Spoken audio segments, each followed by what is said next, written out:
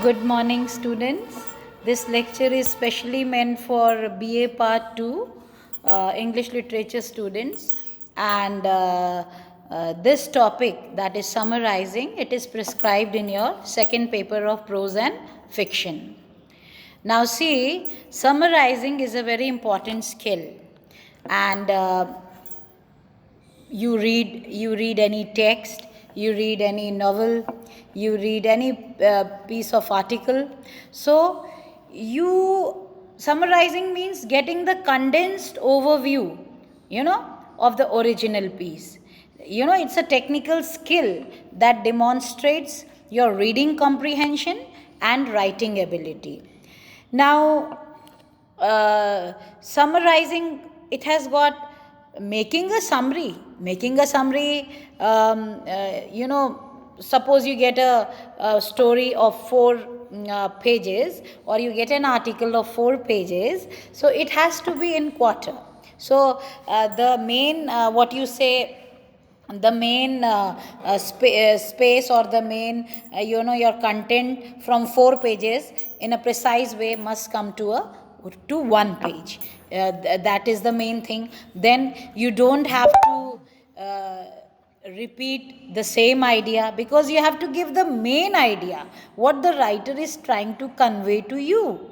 So how you can do it? If you have comprehended the text well, suppose you want to summarize a poem, okay, so that poem you have to not only read it once, you have to go on rereading it, you have to go on writing the main ideas, you have to take the main keywords, and even you have to give your own title, because then only, main theme, what is the main theme, then only you will be able to form a good summary. And summary is very beneficial from the point of view of students, because students, when they have to take when they read something, because when you have got a lot of course, lot of syllabi, so you have to brush up few things. So in if you keep keywords, if you summarize the thing, you can remember it very well for your examination.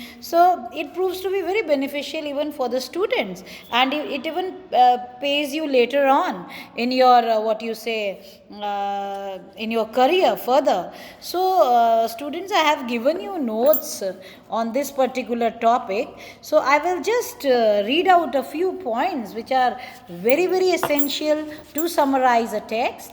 That is, you have to write very precisely. And one more thing, you have to clean all the verbiage, the things which are unwanted, because you have to provide the main gist, the main idea. And because many things in a text are repeatedly they are repeated, so we don't have to take that verbiage, and we have to include the main important points of a text. Okay, we have to leave out the irrelevant and unnecessary details. Then we have to shorten the text in such a way that all facts are in the form of summary. That means you have to skim the main text. So you have to read the text again and again, because I told you, writing a good summary, it is a skill. You must have knack for it. Like, you must be able to have a very good comprehension. So you have to, I told you, make notes. You have to again and again, you have to divide. In a way, you have to divide. If, for suppose you are reading a piece of an article, article may be on uses and misuses of internet. So naturally, you have to divide that particular article into various sections, and from each section you have to grab the main point. Okay, so that way you will even leave out the things which are unwanted. So you have to make notes, you have to make the notes of keywords and key ideas. So, and one more thing which I would like to tell you here is that in a summary, you don't need to write in the language of the language of the writer. You have to write it in your own original words. So it's not summary writing is different from paraphrasing, because paraphrasing is just the main, just word to word, what you say, interpretation of an original. But summarizing is getting the main point, the main idea.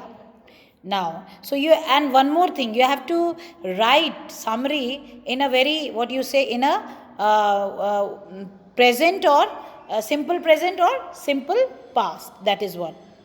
Then, so you have to use one more thing, you have to use proper conjunctions, okay, in writing a summary. How, why, these things also must be included. So you have to connect the sentences with proper conjunctions. So one more thing, because I have told you this, but generally all the students, after telling these things also, they keep asking, ma'am, what should be, if we have to write summary, so what should be our length, so suppose I told you, you have to, suppose it is an article of 4 pages, so you have to concisely write into 1 page. So then there are few more points which I would like to give about summary. So I've told you the power of reading, read, reread, and you have to write a thesis statement, one statement which will support the whole idea.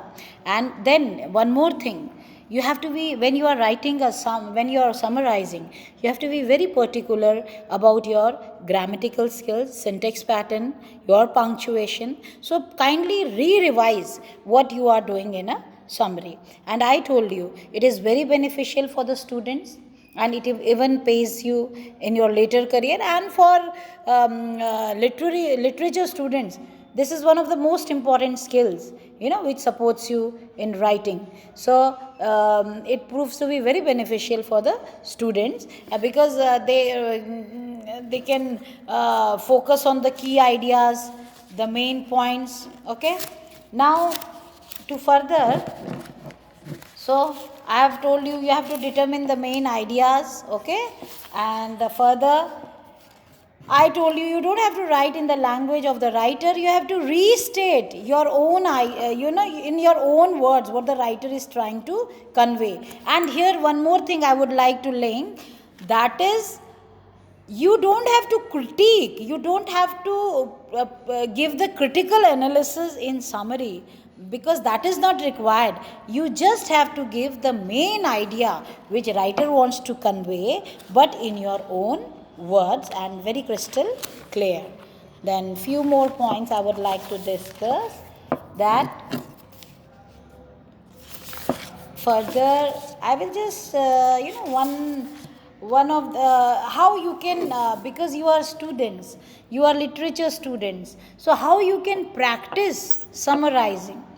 So what teachers can do, even professors, what they can do is, they can give a text, they can give a play, they can give any article to the students, and you have to tell them to summarize it. But while summarizing, you have to tell them that you have to, first of all, you don't have to bother about the things which you don't comprehend. Just give a vague reading to the particular matter which is given to you, and just keep the main idea. Then in the second reading, you have to be bit, you have to divide the text, and give each particular paragraph, or if it is a poem, each stanza a heading. So in that way, it will be very easier for you to summarize a particular piece of literature. So students, there is also a table, which is also very essential while making a summary. So that I would like to discuss with you. See, the magnet summaries. So summaries, I'll just tell you, because I told you have to strip away all extra verbiage. You have to be very brief. You have to give main ideas. You have to reach to the heart of the matter. You have to give the crucial details. I told you have to strip away all and extra information. You have to go for the gist. You have to be very concise.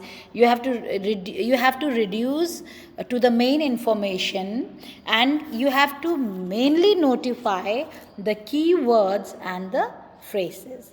So students, I shall conclude here today's lecture, and tomorrow I shall continue with a different topic.